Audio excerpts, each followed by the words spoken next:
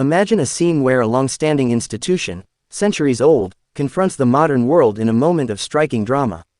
Denmark's royal family, steeped in tradition, ceremony, and unyielding public reverence, has found itself at the mercy of change, tension, and unexpected reunions. Amid this backdrop unfolds a story of heartfelt offers, unspoken gestures, and a fragile web of reconciliation stretching across oceans and hearts. At the center stands Prince Joachim, the younger brother of King Frederik X and devoted son of former Queen Margrethe II. His recent overture to rekindle a bond, to reconnect with his mother in a face-to-face reunion, is the pivot around which this tale turns. It is a story rich in context, emotion, history, controversy, and hope, drawing us into the very human drama playing out within the royal walls of Amalienborg and beyond. Less than 2 years ago, a stunning announcement reshaped Denmark's monarchy forever. In her New Year's Eve speech on December 31, 2023, Queen Margrethe II, after more than half a century on the throne, shared that she would abdicate on January 14, 2024, exactly 52 years after her accession. It was a moment no Dane expected, the first voluntary abdication in nearly 9 centuries. In that simple statement lies a story of legacy, health, and transition. The Queen cited serious health concerns, especially a major back surgery earlier in 2023, and the weight of her duties. She described her decision as a sober reflection that the time had come to pass the reins to a new generation. It was a valiant, graceful moment, and she exited with the dignity of a monarch who had served faithfully. On January 14, 2024, in a rarely grand spectacle more akin to understated Nordic solemnity than pomp, Queen Margrethe formally signed her abdication during a Council of State meeting. Within moments, her son, Crown Prince Frederik, ascended the throne as King Frederik X. The Prime Minister proclaimed the succession from the balcony of Christiansborg Palace, as the new king addressed a sea of loyal Danes gathered below. His words, promising unity, pride, and respect for the future, echoed a hopeful era dawning in the heart of Denmark. But behind the smooth transition lay unsettled tensions, particularly touching Prince Joachim. In late 2022, in a bid to future-proof the monarchy, Queen Margrethe removed the royal titles of prince and princess from Joachim's 4 children. While the move applied evenly to all her grandchildren, it particularly stung Joachim's family. His older sons, Nikolai and Felix, lost their HRH styling and became Counts of Montpezat, as did his younger children, Henrik and Athena. The decision blindsided the family. Prince Joachim publicly expressed how hurt and disappointed they were, describing the abrupt notice they'd received, only a few days before the change took effect. Queen Margrethe later offered an apology, acknowledging she underestimated the emotional fallout, yet she insisted the step was necessary for the institution she must protect. This action strained the bonds within the royal house. Joachim's role seemed to recede. He left Denmark, spending several years abroad, first in France, then relocating in 2023 to Washington, D.C., where he was appointed defense attaché at the Danish embassy. His family built a life abroad, his children attending school far from Copenhagen, living between 2 worlds as they adjusted to new titles and a more private life. Meanwhile, public speculation swirled. Commentary in tabloid forums and gossip pages painted the picture of a sidelined royal branch. One insightful observer told SEOG Hor that Joachim had effectively been pushed to the periphery of the royal house, noting that he hadn't been invited to traditional Christmas celebrations with the Queen and the royal couple. Analysts suggested a natural phasing out, as the new king and his family assumed ceremonial prominence. The perception endured that Joachim and his family were increasingly out of sight, and perhaps out of mind, in royal affairs. But healing began. In December 2023, after years of separation, Joachim, Marie, and their children rejoined the family Christmas celebration with Queen Margrethe at Marselisborg Palace.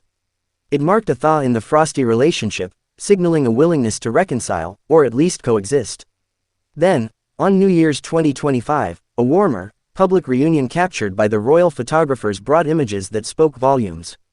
At a gala at Christiansborg Palace, King Frederik and Prince Joachim greeted each other with broad smiles and a warm handshake, a tableau of restored ties. Publicly, official appearances followed. Joachim and Marie attended various state events, even traveling to Canada for the Invictus Games in February 2025, where they joined Prince Harry. The move was more than ceremonial. It announced to the world that Denmark's royal family, though globally dispersed, remained coherently connected.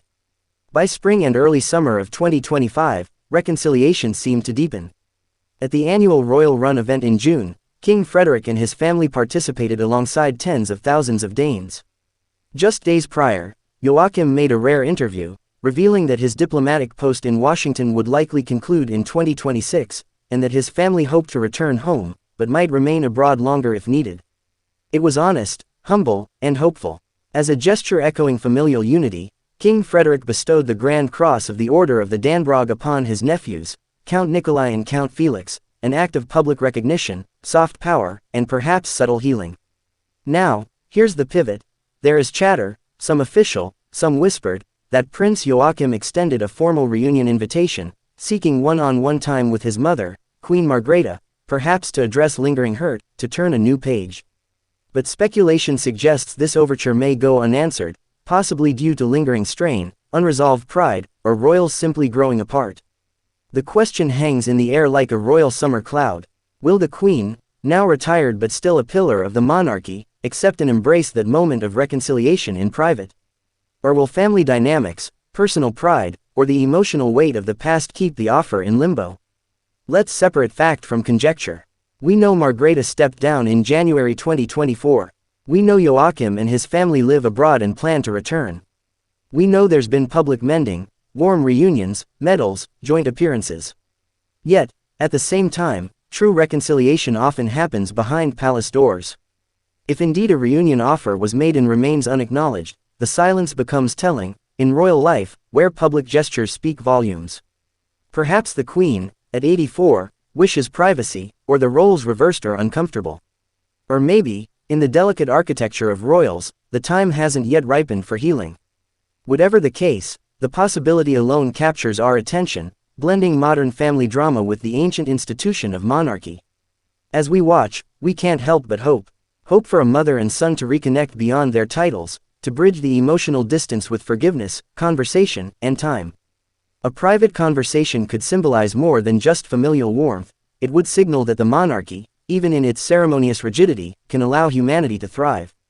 If that meeting happened today, imagine the soft exchange, a nod, a hand, a whispered, "I'm sorry," followed by, "I forgive you." And what if that moment does not happen? What emotional cost, silent or loud, will linger? As the Danish royal family navigates the complexities of tradition, public duty, and personal relationships, the question of reconciliation between Prince Joachim and Queen Margrethe II remains a poignant and unresolved issue. Their strained relationship, marked by public disagreements and personal sacrifices, reflects broader themes of familial duty, personal identity, and the evolving role of monarchy in contemporary society.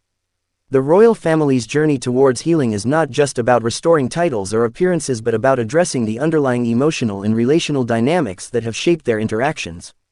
In the coming months, as King Frederik X continues to establish his reign and the royal family adapts to new roles and responsibilities, the possibility of a private reconciliation between Prince Joachim and Queen Margrethe remains uncertain. Their story serves as a reminder of the human aspects behind the crowns and titles, highlighting the challenges and hopes that accompany any family in the public eye. As we reflect on this ongoing narrative, it prompts us to consider the broader implications of family, duty, and reconciliation in the context of public life. The Danish royal family's experience resonates with many who navigate complex family dynamics, offering a lens through which we can examine our own relationships and the paths to healing and understanding.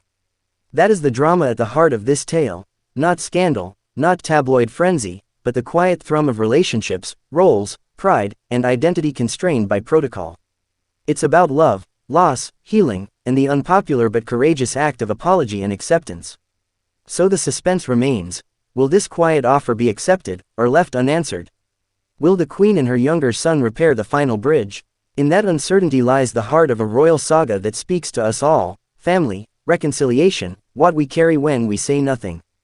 Don't forget to subscribe, like, share, and comment your thoughts. Do you think Prince Joachim and Queen Margrethe will reconcile privately? Thank you.